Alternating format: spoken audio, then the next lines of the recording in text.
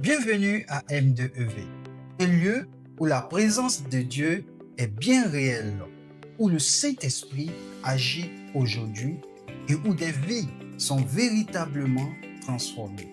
Que tu sois en quête de guérison, en quête de restauration ou d'une relation profonde avec Dieu ou simplement d'un endroit pour grandir spirituellement, tu es au bon endroit. Ici, tu n'es pas juste de passage. Tu fais partie d'une famille. Peu importe ton histoire, peu importe ton parcours, peu importe ton origine, ici, il y a une place pour toi. Bienvenue dans une communauté où l'Esprit est au centre et où Jésus transforme des vies encore aujourd'hui. Oui, Seigneur, nous ne nous inquiétons pas du lendemain parce que tu vis. Et parce que tu marches avec nous, chaque jour tu travailles et tu prépares nos cœurs pour ton retour glorieux. Et nous voulons encore, Seigneur, davantage, oui, Seigneur, nous incliner devant toi encore dans l'humilité la plus absolue pour chercher encore ta volonté, chercher encore ton plan dans notre vie. Et je prie, Seigneur, pour tous tes enfants connectés, Seigneur, tes enfants qui sont avec nous, Seigneur. Je prie pour chacun, afin que Dieu, tu apportes des réponses, Seigneur, excellentes à chacun, Seigneur. Nous te bénissons pour cette soirée École Esprit et Vie, où nous consacrons ce temps à l'enseignement de la parole de Dieu. Et ce soir encore, je te prie de visiter nos cœurs.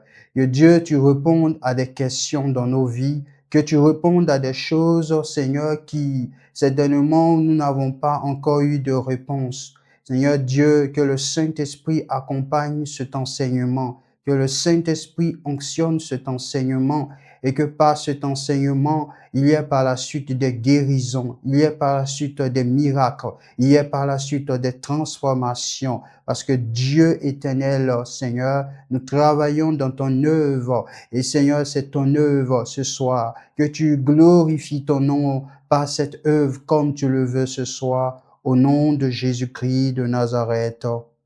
Amen. Alléluia. Gloire à Dieu ce soir. Je suis heureux ce soir de partager ce temps avec vous. Que Dieu vous bénisse pour votre présence. Que Dieu vous bénisse pour votre persévérance. Et je crois que Dieu, dans sa grâce infinie, a des choses grandes pour votre vie. Parce que vous êtes toujours présent, vous suivez donc ces messages. Croyez que Dieu est en train de faire de belles choses dans votre vie, même si naturellement vous ne le voyez pas. Croyez spirituellement que tout est en marche. Nous avons donc commencé cette série et depuis le vendredi passé, nous avons parlé des pensées charnelles. Et nous avons montré comment les pensées charnelles, d'où elles proviennent, et aussi nous avons montré leur effet destructeur. C'est-à-dire que une personne qui est remplie de pensées charnelles pourra donc, je dirais, elle ne pourra pas être efficace pour l'œuvre de Dieu en ce sens où elle n'est pas conduite par l'Esprit de Dieu, et parce qu'elle n'est pas conduite par le Saint-Esprit, cette personne remplie de pensées charnelles fera que des choses charnelles, et cela donc apportera une destruction, non seulement au niveau de sa vie, mais aussi au niveau de son entourage. Et nous avons vu ce dimanche, par la grâce de Dieu, comment nous sommes en train de traiter maintenant, comment vaincre les pensées charnelles. Et j'ai expliqué ce dimanche que nous allons traiter ce thème pendant plusieurs jours pour voir par la grâce du Saint-Esprit comment nous devons vaincre les pensées charnelles. Ce dimanche, nous avons montré un peu que nos pensées sont comme des rivières, n'est-ce pas? nos pensées sont comme des rivières et nous avons montré que de même qu'une rivière tire son eau depuis la source, c'est de même que nos pensées se manifestent par rapport donc à la profondeur de notre cœur. Ce qui est manifesté dans le cœur, c'est ce qui produit donc les différentes pensées. Donc vous convenez que si le cœur est souillé, le cœur est impur, les pensées seront impures. Vous voyez?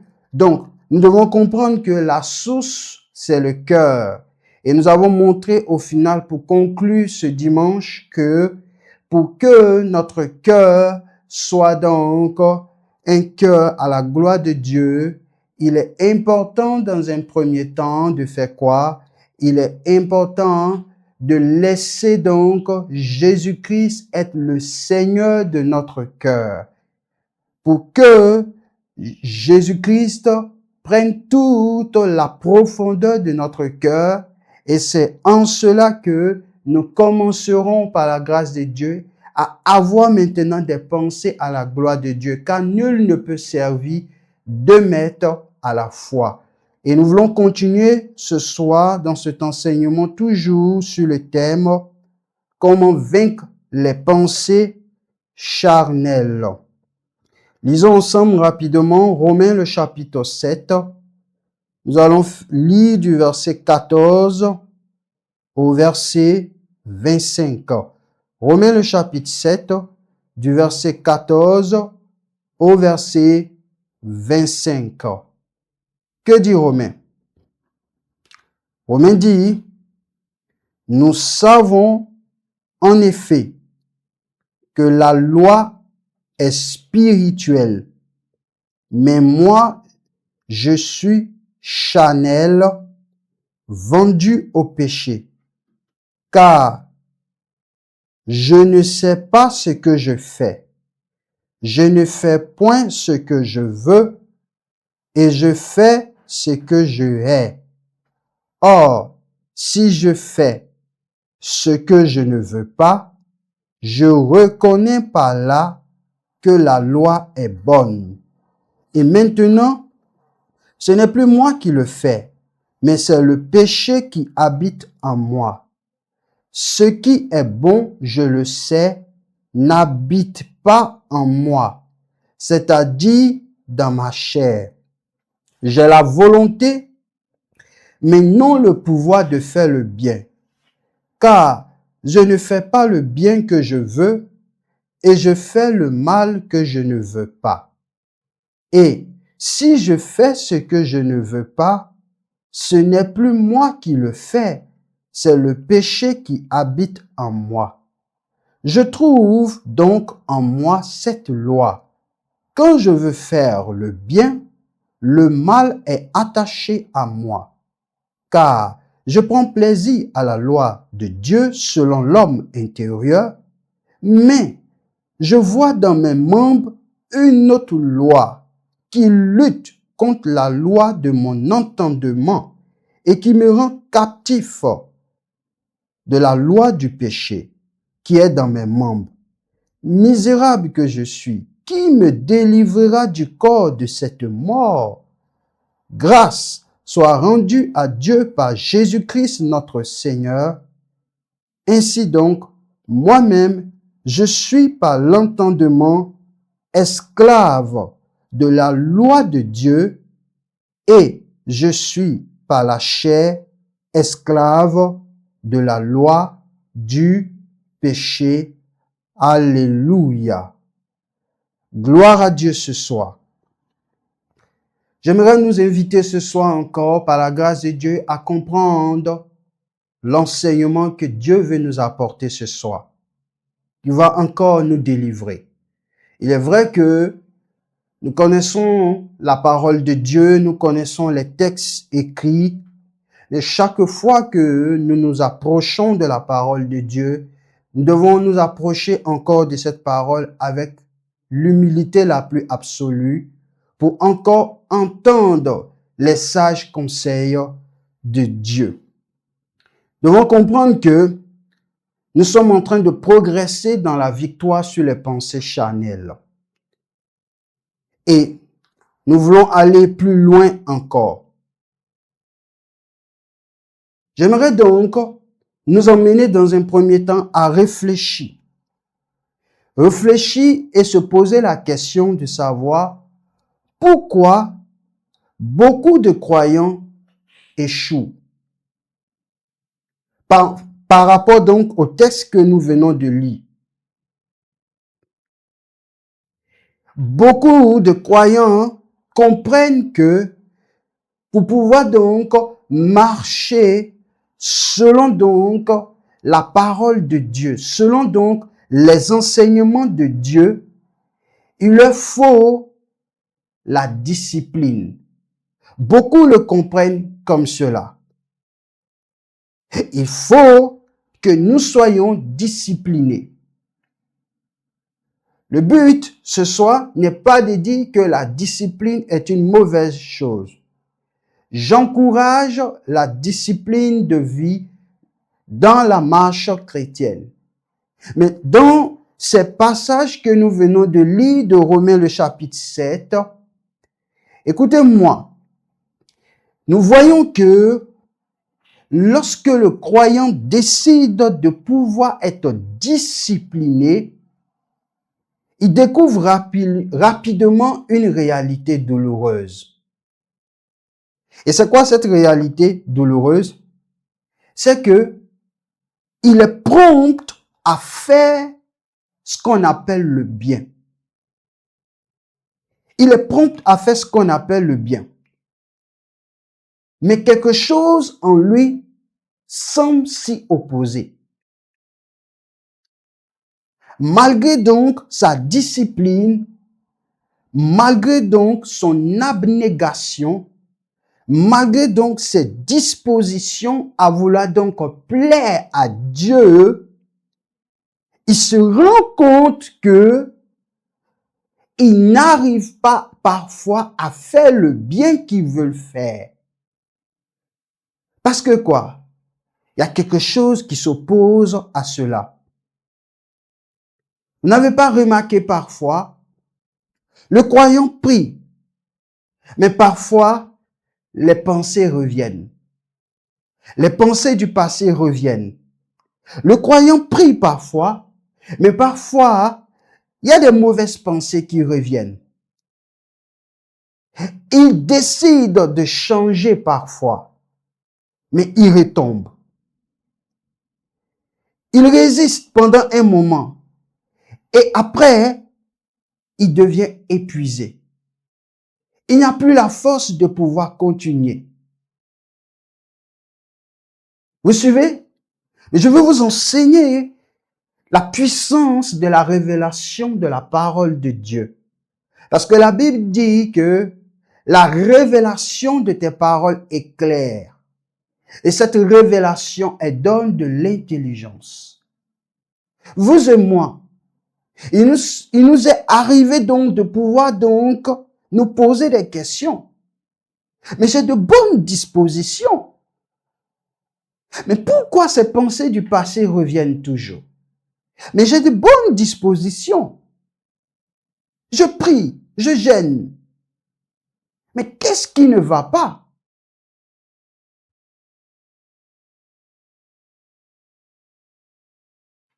Donc, nous sommes emmenés donc à nous poser la question, pourquoi y a-t-il en moi une guerre intérieure constante?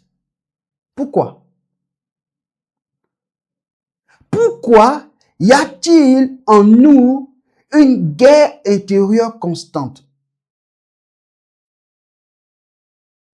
Et c'est ce que Paul va maintenant tenter de nous répondre avec Romains le chapitre 7. C'est ce que nous allons donc voir. Regardez quelque chose. Au verset 21 de Romains le chapitre 7. Paul dit, « Je trouve donc en moi cette loi. Quand je veux faire le bien, le mal est attaché à moi. D'accord? Quand nous voulons faire le bien, la Bible dit que le mal est attaché à nous. Remarquons bien ici dans ce passage le vocabulaire de l'apôtre Paul. L'apôtre Paul ici parle de quoi? L'apôtre Paul parle d'une loi intérieure. Suivez-moi bien. Il parle d'une loi qui se trouve à l'intérieur de notre vie. Ce n'est pas une loi extérieure. C'est une loi intérieure. Qu'est-ce que cela veut dire? Cela signifie que ce n'est pas un simple accident moral. C'est pas quelque chose, c'est pas un accident moral. Cela signifie que ce n'est pas une faiblesse occasionnelle. Cela signifie aussi que ce n'est pas une tentation externe. Parce que parfois, on peut penser que c'est une tentation externe qui nous perturbe. Ce n'est pas ça. Mais c'est quoi, tout simplement? Ce qui se passe à l'intérieur de nous, c'est un principe répétitif. C'est un principe structuré. C'est un principe constant. Est-ce que vous me suivez? Donc, l'apôtre Paul va faire quoi? L'apôtre Paul va découvrir quelque chose de terrifiant. Il va découvrir quelque chose de terrifiant, comme je l'ai dit. Il va découvrir que lorsqu'il veut faire le bien, il constate une résistance interne. Vous me suivez? Paul ne va pas, il va pas dire simplement que le mal est autour de lui. Mais dans ce verset que nous venons de lire, il dit le mal est attaché à moi. J'aimerais que nous puissions retenir ça déjà. Pour que nous soyons délivrés parfois de certaines choses. Le mal est attaché à moi. Bien. De quoi parlons-nous ici? Nous parlons ici de la chair. OK? Maintenant, il est important de savoir, la chair, c'est une nature. Mais la chair, c'est la nature déchue. Lorsque nous venons à Christ, cette nature, elle est déchue. Mais la chair dont nous parlons, la chair n'est pas seulement une nature passive. Vous devez garder dans votre esprit que la chair est active. La chair est active. Et parce que la chair est active, comment donc Paul ici va décrire cette chair? Paul va décrire cette chair comme une force intérieure qui fait quoi? Comme une force intérieure qui pousse vers le mal. Paul va décrire cette force intérieure, c'est-à-dire c'est une force intérieure, c'est-à-dire que c'est une force qui est à l'intérieur de toi, c'est une force qui est à l'intérieur de moi, et cette force, elle a pour capacité, elle a elle a une puissance de pouvoir donc pousser l'homme vers le mal. Vous me suivez? C'est une force intérieure qui résiste au bien. C'est aussi une force intérieure qui fatigue la volonté. Mais aussi, c'est une force intérieure qui détourne les affections. Est-ce que vous me suivez? Afin que beaucoup ne soient plus découragés. Afin que beaucoup ne soient plus dans les jugements. Disant, moi, je ne sers à rien. Il y a parfois, lorsqu'on n'est pas mature spirituellement ou on n'a pas encore bien compris la parole de Dieu, au final, on jette l'éponge. Au final, on abandonne parce que on se met donc dans une mentalité où nous pensons que la vie chrétienne, c'est une vie chrétienne où, boum, on est une autre personne extraordinaire. Nous allons enseigner un jour sur les 3 types de sanctification, si Dieu le veut. Et nous montrerons que la vie chrétienne, c'est un processus. Et dans la sanctification du croyant, c'est une sanctification inachevée. Elle est progressive. Et dans la sanctification, c'est une coopération du croyant avec Dieu. Elle varie d'un degré à un autre degré. Comment donc le croyant est soumis à Dieu? C'est pour cela que vous pouvez voir des croyants, vous avez l'impression qu'ils vivent une vie de sanctification et vous avez d'autres, vous avez l'impression que ils ont encore du travail à faire. Non. La différence se situe dans le niveau de quoi? D'obéissance, dans le niveau de consécration. Et comme la Bible dit, mon juste tombera 7 fois et mon juste se lèvera, il peut arriver parfois que le croyant soit fatigué, que le croyant soit épuisé. Et quand il est parfois fatigué et épuisé, il peut parfois ouvrir des portes de telle sorte qu'il n'écoute plus Dieu.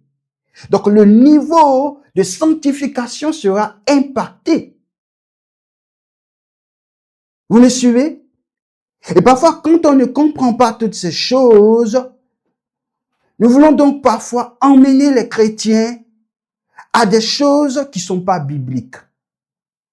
Mais il est bon de revenir à l'enseignement de la parole pour mieux comprendre ce que les Écritures disent, afin d'avoir une paix intérieure et de pouvoir vivre la vie chrétienne. Parce que la vie chrétienne, en réalité, ce n'est pas une vie de stress. La vie chrétienne, ce n'est pas une vie de stress. On ne peut pas être adopté par Dieu. On ne peut pas être sauvé par Dieu et être toujours dans la crainte. Non, parce que notre Père, c'est un Père d'amour. Et quand nous sommes dans la marche avec notre Père, notre but, c'est d'apprendre à le connaître. Donc, nous avons compris les choses parfois différemment. C'est pour cela que certains ils vont faire une semaine de jeûne. Ils finissent une semaine de jeûne. Ils pensent qu'après une semaine de jeûne, ils seront des super et des super. Et quand ils reviennent, ils constatent que la chair se manifeste encore. Parce que tout simplement, tu es ignorant. C'est tout. Donc, il y a une loi intérieure qui est à l'intérieur de chacun.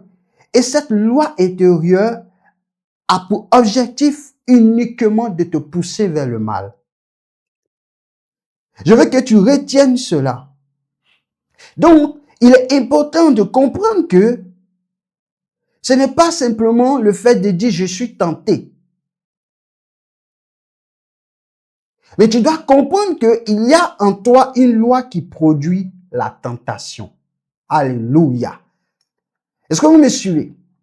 Il y a en toi une loi. Il y a une loi intérieure qui produit donc la tentation. Est-ce que vous me suivez? Bien. Nous devons comprendre que lorsque nous sommes en train de lire Romains le chapitre 7 que l'apôtre Paul parle ici, Romains le chapitre 7 ici fait quoi? Certains le lisent et certains pensent que Romains le chapitre 7 décrit la vie d'un non-croyant. Non. Romains le chapitre 7 ici décrit la vie d'un croyant.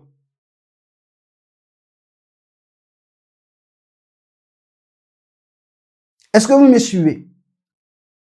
Il ne décrit pas ici la vie d'un non-croyant, mais il décrit ici la vie d'un croyant.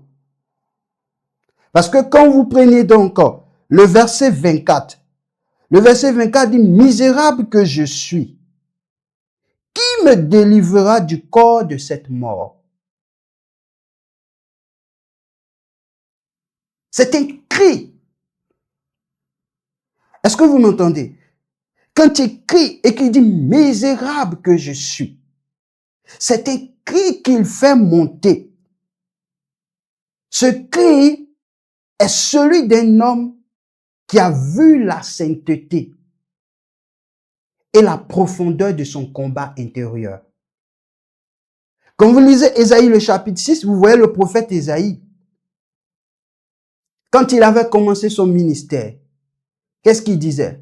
Malheur à vous, malheur à vous, malheur à vous, malheur à vous. N'est-ce pas?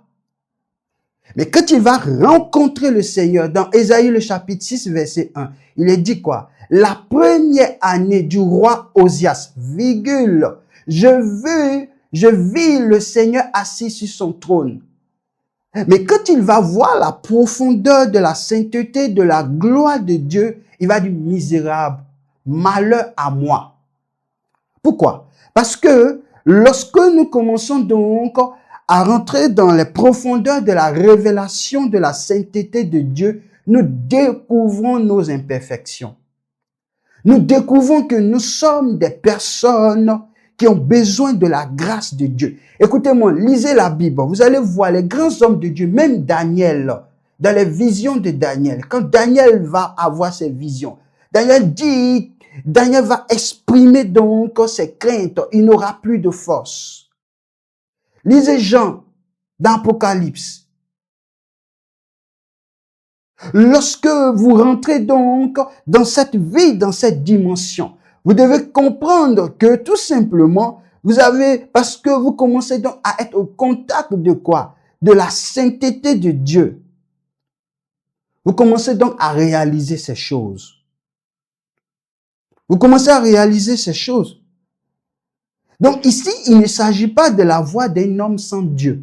Non. Un homme sans Dieu ne peut pas s'exprimer comme ça.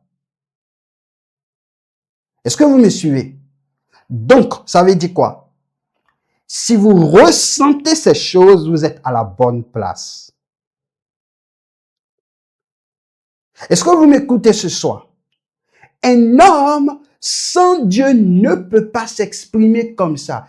Un homme sans Dieu ne peut pas crier misérable que je suis. Parce que quand une personne n'a pas expérimenté ce qu'on appelle l'appel efficace, qui est quoi? L'appel efficace, qui est la nouvelle naissance. Elle ne peut entendre la voix de Dieu parce que la Bible dit, Jésus dit, mes brebis entendent ma voix. Et parce qu'elle ne peut entendre cela, elle vit déconnectée, morte spirituellement. C'est pas possible qu'elle crie misérable. Donc ici, il s'agit de la voix d'un homme qui a commencé à voir clairement la lutte intérieure entre deux principes. Il y a une lutte intérieure entre deux principes. Et c'est quoi ces deux principes? Bien, avançons. Quand nous lisons le verset 23, il dit quoi?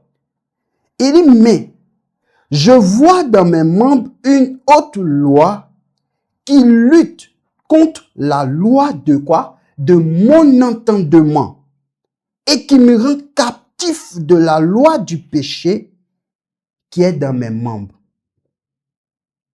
Est-ce que vous voyez ici? Il va introduire ici une clé essentielle.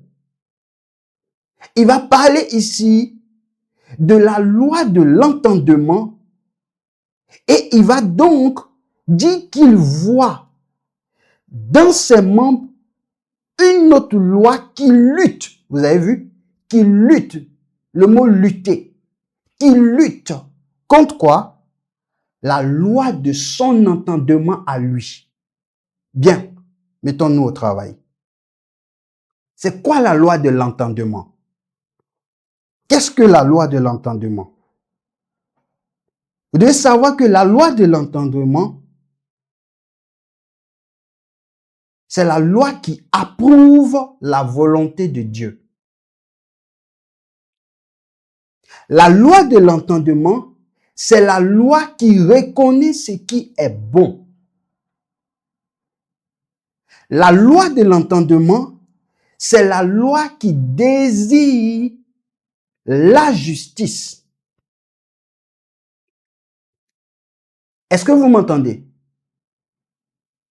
C'est ça la loi de l'entendement.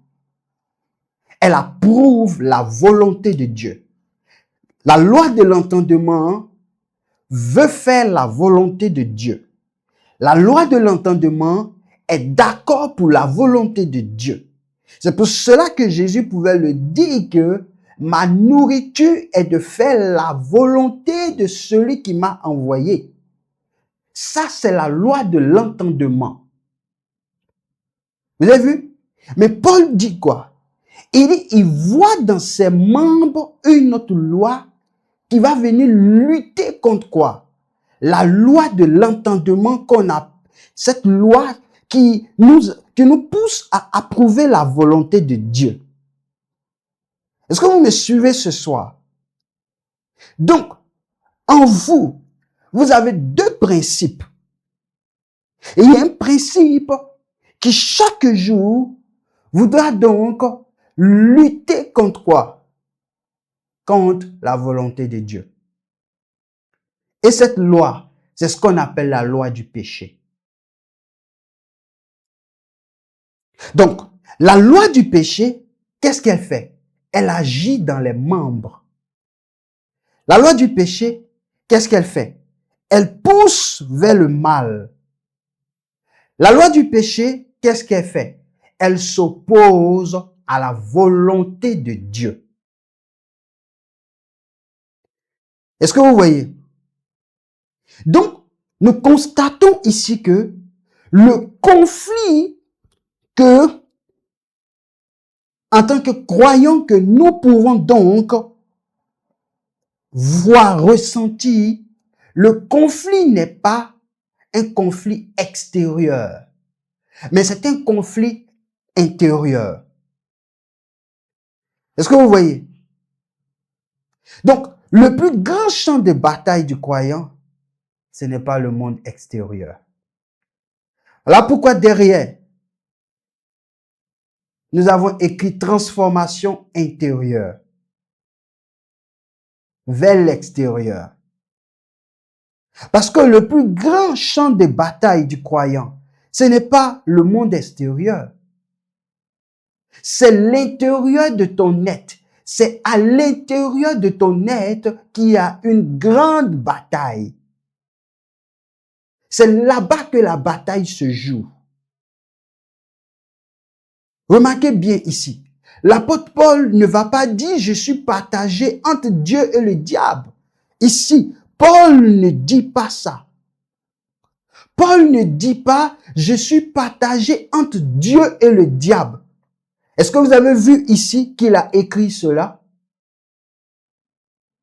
Non. Mais qu'est-ce que Paul dit? Paul dit « je suis partagé en moi-même ». Je reprends. Paul ne dit pas je suis partagé entre Dieu et le diable. Mais Paul dit, je suis partagé en moi-même.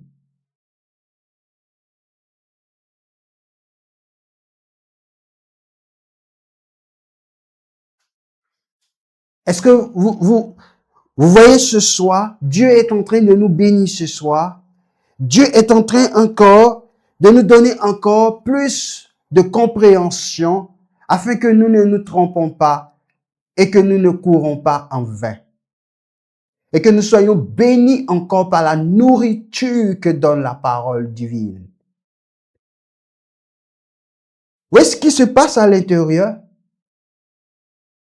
Le monde intérieur est toujours en combat. Ton monde intérieur est toujours en combat. Et comme je vous le disais le dimanche, nous avons dit que dans un premier temps, c'est du cœur que viennent les mauvaises pensées, comme Jésus l'a dit.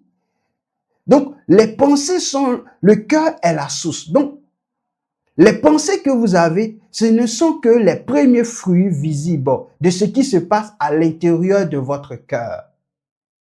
Toutes les pensées que vous avez, parce que beaucoup veulent combattre les pensées. Beaucoup parfois prennent des temps de jeûne de prière. Je chasse ces pensées. Je chasse ces pensées. Je chasse ces pensées. Non!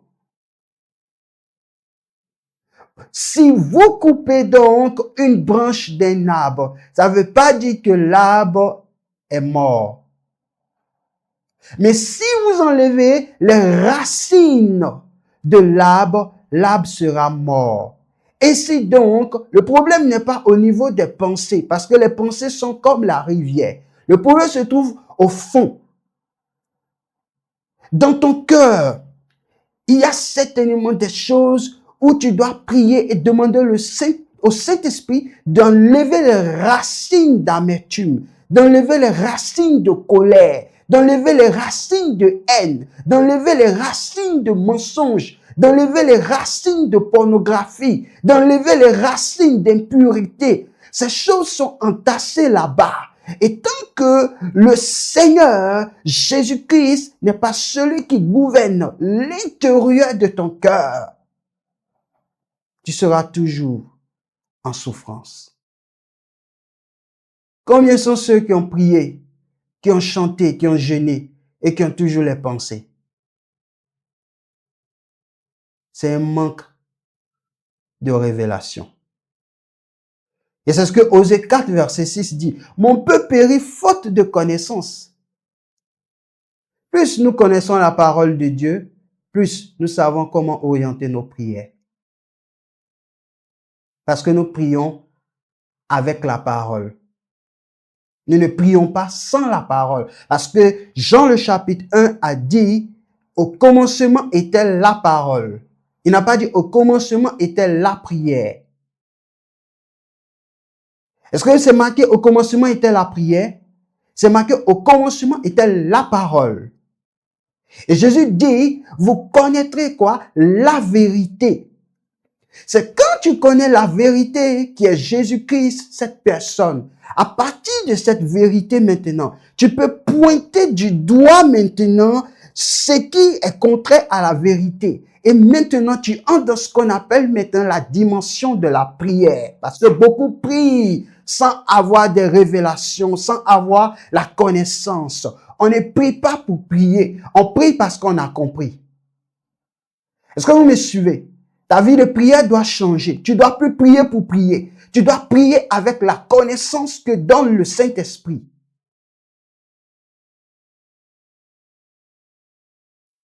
Oui. Donc nous voyons ici que le conflit intérieur produit une expérience très précise. Je veux faire le bien, mais je n'ai pas la force de l'accomplir. C'est ce que Paul exprime. Vouloir est à ma portée, mais non pas accomplir le bien. Vouloir est à ma portée. Et voici la réalité de beaucoup de chrétiens. Ils ont une volonté éclairée, mais ils ont une force intérieure divisée. Voilà la réalité. Vous devez comprendre que le problème n'est pas seulement le comportement. Oui.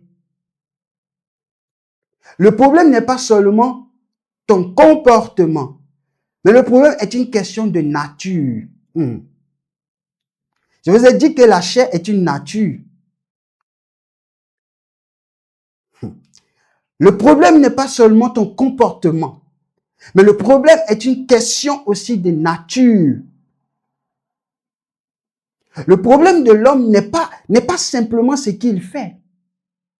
C'est ça, il faut comprendre. Ce n'est pas simplement ce qu'il fait, mais c'est ce qu'il est devenu après la chute.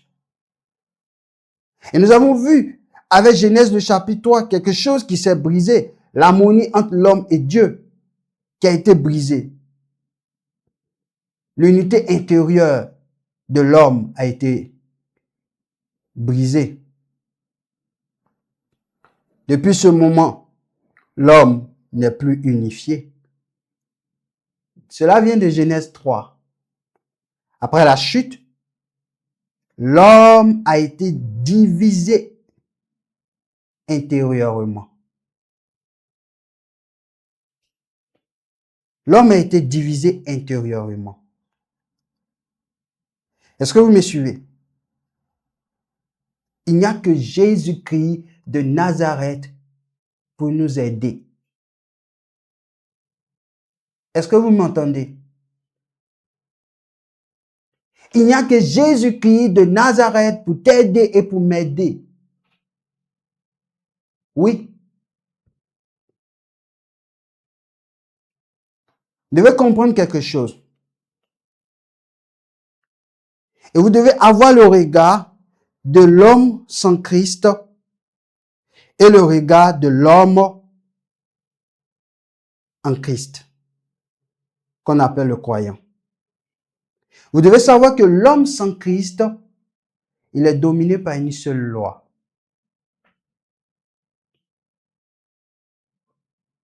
Oui. L'homme sans Christ est dominé par une seule loi. C'est-à-dire que sans Dieu, l'homme sans Christ pense être libre. Il pense être libre. Mais en réalité, il est dominé par quoi? Il est dominé par la loi du péché. Est-ce que vous m'entendez? Vous qui êtes chrétien, vous qui êtes croyant, est-ce que vous m'écoutez? Ceux qui sont sans Christ peuvent penser être libres. Parce qu'ils peuvent faire ce qu'ils veulent. Mais en réalité, ils ne sont pas libres. Parce qu'ils sont gouvernés. Parce qu'ils sont dominés par la loi du péché.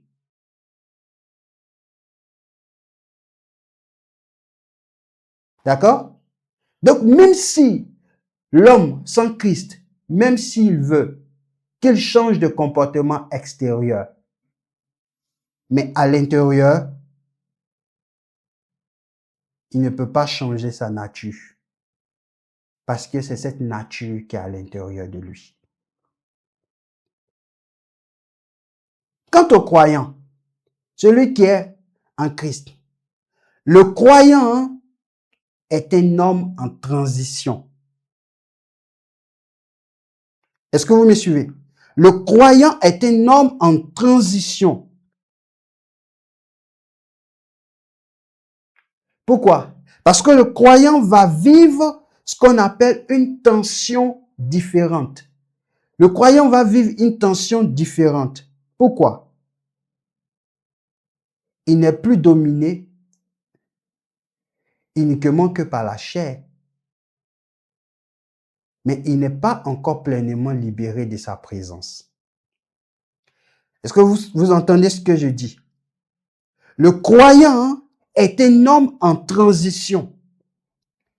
Il est en transition parce que il n'est plus dominé uniquement par la chair.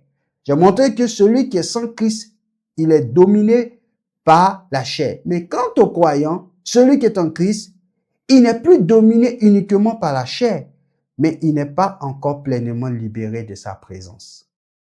C'est pourquoi Paul va dire dans Galates le chapitre 5 verset 17, la chair a des désirs contraires à ceux de l'esprit. Est-ce que vous me comprenez? La chair a des désirs contraires à ceux de l'esprit. Donc ici, il ne s'agit pas.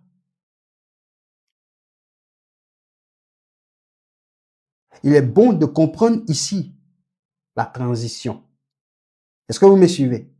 Nous sommes donc dans une transition. Maintenant,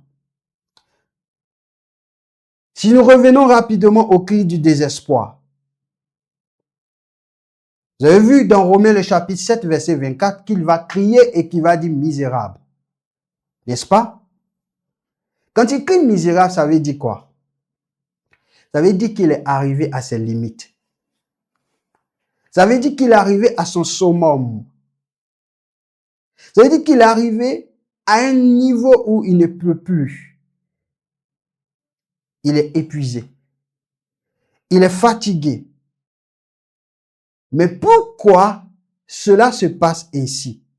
Pourquoi Paul arrive à une conclusion volontairement écrasante en disant misérable? Pourquoi? On peut se poser la question de dire pourquoi Dieu permet-il cette expérience intérieure? Pourquoi? Pourquoi Dieu permet cette expérience intérieure? Parce que Dieu détruit une illusion que l'homme peut avoir. L'illusion que l'homme peut se sauver lui-même par sa volonté. Donc, nous sommes toujours à Romains le chapitre 7. Romains le chapitre 7, c'est une lutte constante avec sa propre force. Mais Dieu, le but ici, c'est d'emmener donc dans cette transition le croyant à atteindre donc un certain niveau où il crie « Oh Seigneur, j'en peux plus. Oh Seigneur, ta grâce. Oh Seigneur, je suis fatigué de lutter moi-même. » Donc Dieu veut détruire ici une illusion. L'illusion que l'homme peut se sauver lui-même par sa volonté.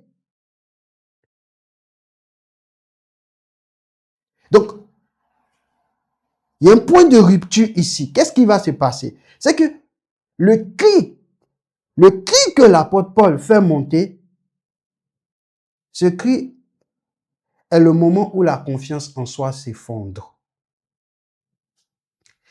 La confiance en moi-même, ça s'effondre. Ah non, j'ai fait mes stratégies. Ah, j'ai gêné. Ah, j'ai sauté ici. Ah là, j'ai fait ça. Ah là, j'ai prié. Ah là, j'ai fait ça. Jusqu'à ce qu'on arrive à ce niveau, oh misérable que je suis. La confiance en soi s'effondre. Ce cri est le moment où les méthodes humaines échouent. Ce cri est le moment où la discipline seule ne suffit plus. Et c'est à partir de là que Dieu maintenant intervient. Parce qu'il est dit que là où la main de l'homme s'arrête, c'est là que la main de Dieu commence. Beaucoup de chrétiens, beaucoup de croyants ne sont pas encore arrivés à ce summum. C'est pour cela qu'ils se battent encore. Parce qu'ils ne comprennent pas. Mais quand vous arrivez à ce cri, alors quoi? Vous commencez maintenant à rentrer dans la transition maintenant. Vous quittez Romains le chapitre 7 et vous rentrez maintenant à Romains le chapitre 8. Verset 1 où l'apôtre Paul maintenant va dire maintenant, il n'y a plus de condamnation pour tous ceux qui sont en Jésus-Christ. En effet, virgule, la loi de quoi? La loi de quoi? La loi de l'esprit de vie m'a fait quoi? m'a affranchi de quoi? De la loi du péché. C'est lorsque vous arrivez à ce niveau où vous capitulez, Dieu maintenant va prendre le relais. Et parce que le Saint-Esprit prend le relais maintenant, qu'est-ce qui va se passer?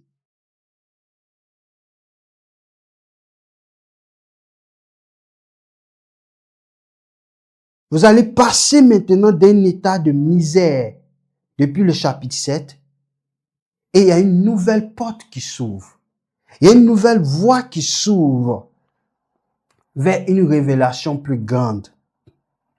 Il n'y a plus maintenant aucune condamnation pour ceux qui sont en Jésus-Christ.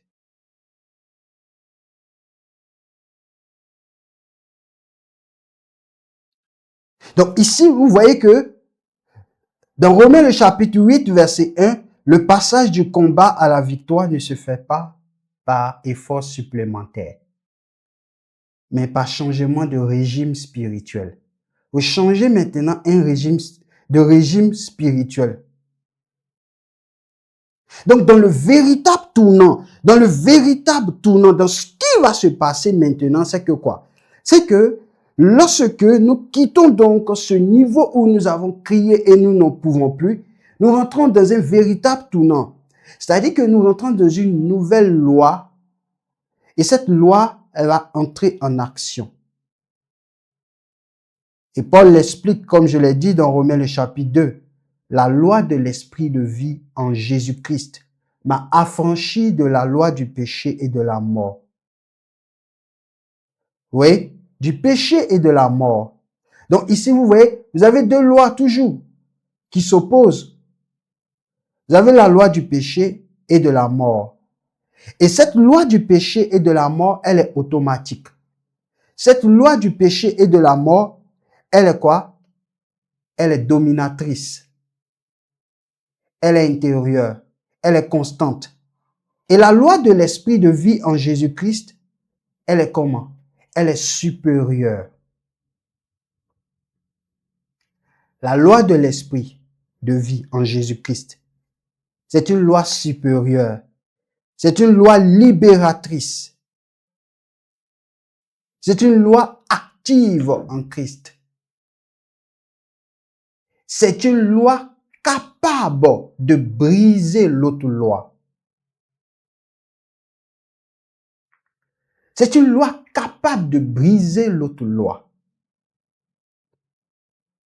Donc, vous devez comprendre ici que quand vous rentrez donc dans cette transition, la victoire n'est plus une amélioration. Mais ici, la victoire devient une substitution. Vous vous améliorez plus. Est-ce que vous me cernez ce soir?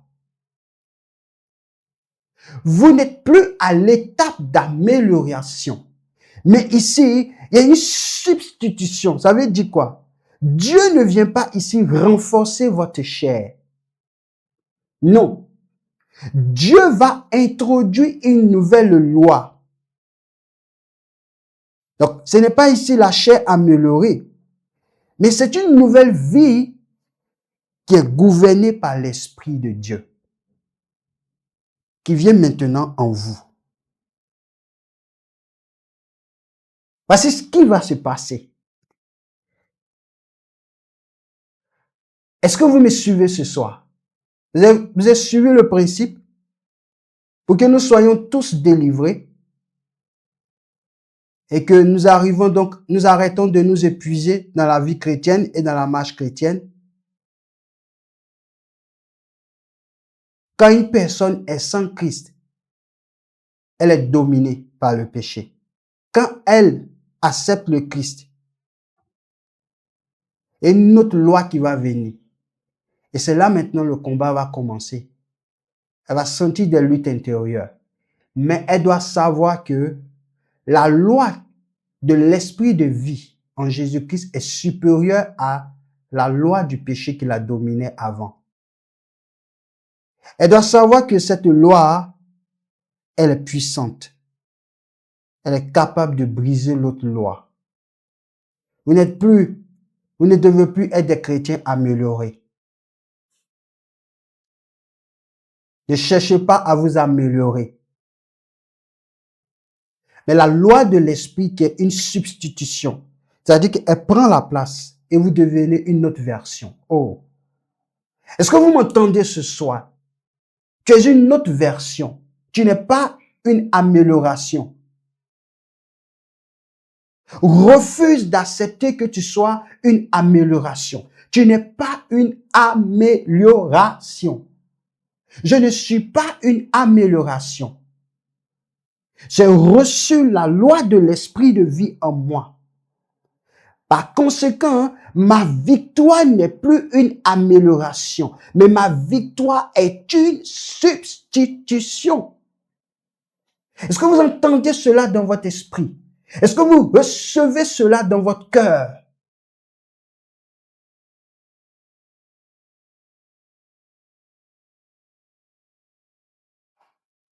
Parce que nous avons beaucoup trop souffert dans notre marche par ignorance. Que Dieu nous libère ce soir. Que la puissance des Écritures nous délivre encore. Que la puissance des Écritures nous apporte encore la guérison intérieure. Et recevez les miracles de guérison dans votre âme. Recevez les miracles de guérison. Parce que lorsque Jésus finissait d'enseigner, c'était la guérison qui commence. Et je parle ce soir, que dans l'esprit ce soir, la puissance de ce message apporte la guérison intérieure en toi. Et que tout ce qui était dans tes pensées, qui t'empêchait de comprendre réellement ce que Dieu veut faire avec toi, et ce que Dieu pense de toi, et ce que Dieu voit de toi, que le Saint-Esprit vienne illuminer ce soir ton esprit afin que tu sois libre et que tu ne sois plus trompé par les mensonges des ténèbres et que tu ne sois plus trompé par les pièges du diable. Parce que longtemps tu as été trompé. Tu as été trompé que tu es incapable. Tu peux pas faire l'œuvre de Dieu. Tu peux pas faire la volonté de Dieu. Mais l'enseignement de ce soir vient te montrer que ce n'est pas vrai. Voici le principe. Et je vais conclure ce soir. Et nous allons continuer la prochaine fois avec la troisième partie de cet enseignement. Mais j'aimerais nous emmener à comprendre que la révélation centrale de cette deuxième partie que nous venons de voir, c'est que le combat contre les pensées charnelles ne peuvent pas être gagnés uniquement par la discipline ou la volonté. OK? Pourquoi?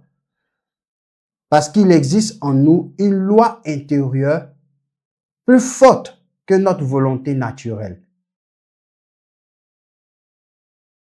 Il existe en nous cette loi intérieure. Tant que nous restons dans Romains le chapitre 7 seuls, écoutez-moi bien, si nous restons seuls dans Romains le chapitre 7, qu'est-ce que nous allons faire? Nous allons expérimenter l'échec. Beaucoup sont à Romains le chapitre 7. Ils ne sont pas encore rentrés dans Romains le chapitre 8. Et voici pourquoi ils expérimentent l'échec. Si nous restons toujours à Romains le chapitre 7, nous constatons toujours notre faiblesse. Nous analysons toujours le combat. Mais lorsque nous rentrons dans Romains le chapitre 8, qu'est-ce qui se passe? Une nouvelle puissance agit.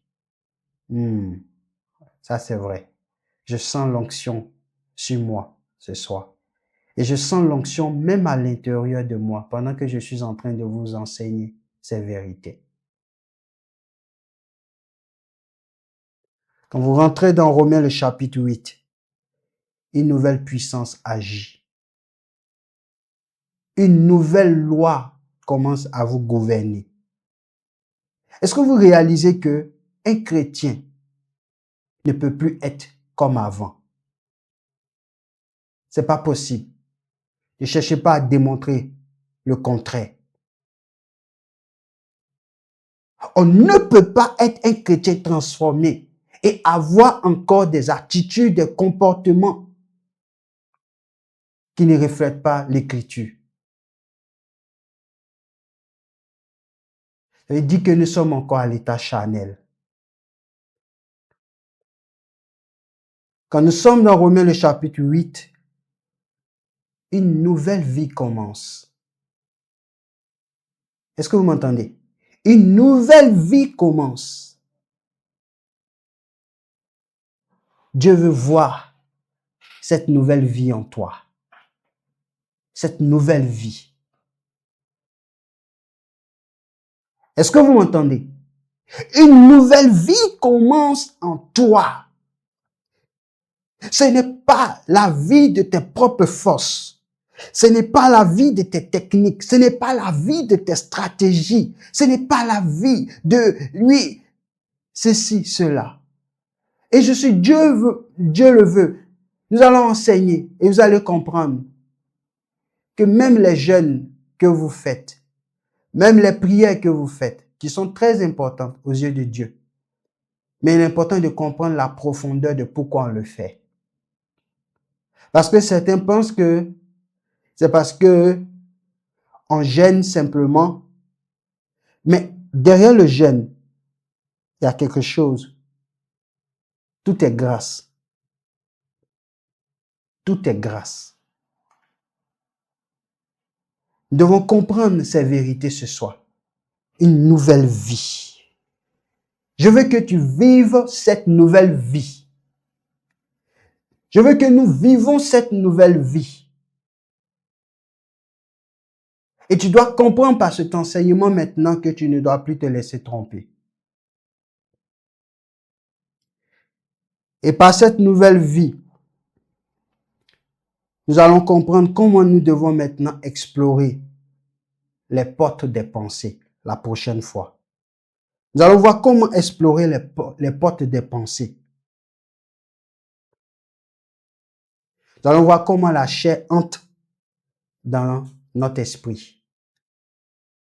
Nous allons voir cela par les yeux, les oreilles, l'imagination, la mémoire et toutes ces choses. C'est réservé pour le prochain enseignement de cette série. Mais ce soir, que Dieu nous aide. Et je vais prier maintenant pour que le miracle se produise. Fermez vos yeux, vous qui êtes en présentiel, vous qui êtes en ligne, connectés. Fermez vos yeux et commencez à penser au Saint-Esprit. Et je vais prier maintenant. Lebarosa katari kataroshe. Kerosokori karaya kitaros karaya. Lebarosokori malaya kantoro. Koros kantari kitoroshe. Père, je prie que maintenant le miracle accompagne cet enseignement. Que le miracle de Dieu accompagne cet enseignement. Que Dieu éternel maintenant, il y ait de la délivrance dans les pensées, la délivrance dans les cœurs, la délivrance là où Dieu éternel Seigneur, beaucoup étaient accablés, beaucoup étaient épuisés, beaucoup étaient fatigués, beaucoup n'arrivaient plus à comprendre pourquoi toutes ces luttes, que ce soit cet enseignement soit, oui Seigneur, une délivrance, une lumière, une révélation, une transformation pour chaque cœur, pour chaque vie. Au nom de Jésus, au nom de Jésus, je prie ce soir que tous ceux-là qui sont encore à Romains le chapitre 7, ce soir, je les tire en esprit et au nom de Jésus, je prie maintenant qu'ils rentrent maintenant dans Romains le chapitre 8, qu'ils rentrent maintenant dans Romains le chapitre 8 et que Dieu éternel, la nouvelle vie se passe, qu'il témoigne, qu'il témoigne de la transformation, car la loi de l'esprit de vie en Jésus-Christ, elle est supérieure, elle est puissante, que cette loi intérieure du péché, ce soir, que la domination de cette loi, oui, de l'esprit en Jésus, soit notre partage sur la loi du péché. Je prie ce soir qu'il y ait des victoires intérieures, qu'il y ait des victoires intérieures, qu'il y ait des transformations, qu'il y ait des transformations, qu'il y ait des changements, qu'il y ait des changements. Ce soir, je prie que l'onction du Saint-Esprit brise au nom de Jésus tous les mensonges, toutes les œuvres des ténèbres qui ont trompé ton peuple, qui ont trompé tes enfants et qui ont mis tes enfants dans une position, Seigneur, Père éternel, faible. Ce soir, que la puissance de Jésus les relève,